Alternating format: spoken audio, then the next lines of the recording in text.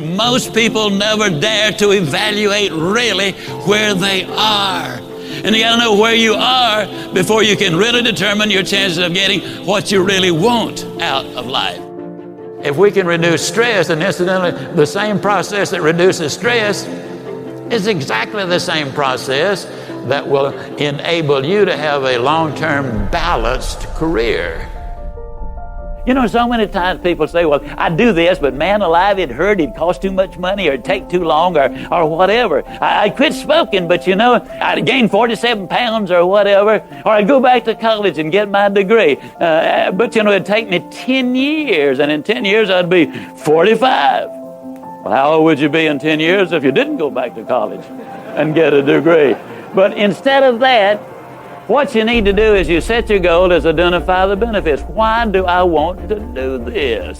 Then you identify the obstacles which you've got to overcome. Did you spell out the skills and knowledge required? Did you identify the people, the groups, and organizations to work with? Did you work out a plan of action? And did you set that date? You see, there's a formula. And the formula and the incident for the date, you can't set a date on a lot of things. If it's applicable, you do. But for example, when do you finish education? You don't, do you? Now you finish school. You can make it easy. But you never finish your education. When you answer these questions, if you answered any of them with a no, I didn't do that, then what you've got is not a goal. It's still a dream. And that dream has got to have some foundation to it.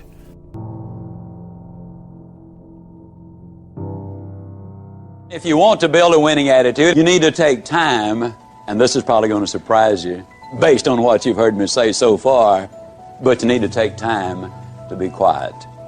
You need to do it at least 4 or 5 times a week. A lot of people say, well, that guy keeps talking about time for this and time for that. I don't have time for all of these things. Let me tell you how you can create an extra 3 hours every day of your life, guaranteed.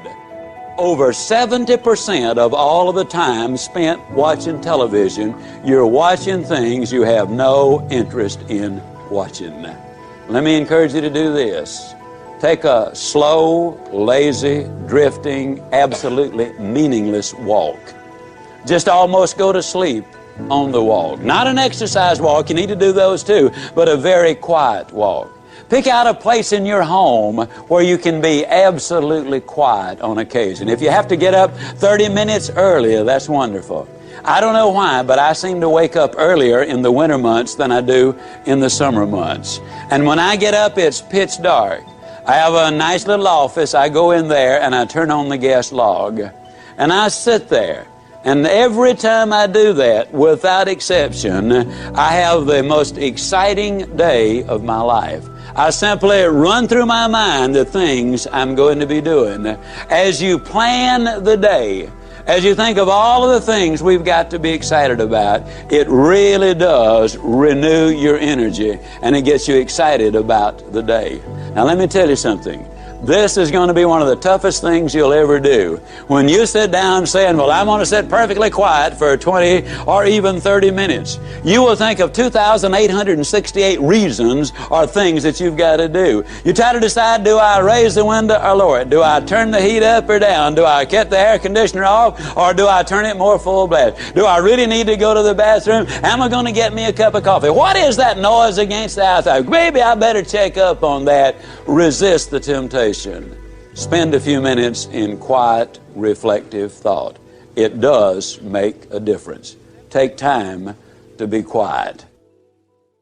Now, we teach things that are generally not taught in school, as I already have said, but I want to talk about another little factor. 90% of the visits to medical doctors are directly or indirectly related to stress. 90%. My stress level, and I face as many deadlines as anybody you know. It's always a book production, a class I'm teaching, a seminar I'm presenting, and each one of them requires time and concentration. Example, how many of you feel like I've made this talk before? Can I see your hand, please? Several hundred times. I made it yesterday. You know what I did between yesterday and today?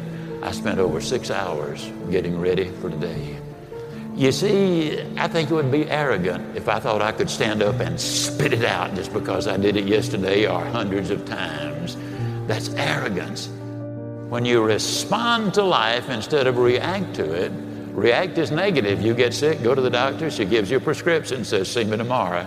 You walk in the next day, she said, uh-oh, it's not working. We have to change the prescription. You get a little nervous. But if she smiled and said, hey, it's working. And so she's just responded, and you feel better because now you see some real hope in order to get ahead in life.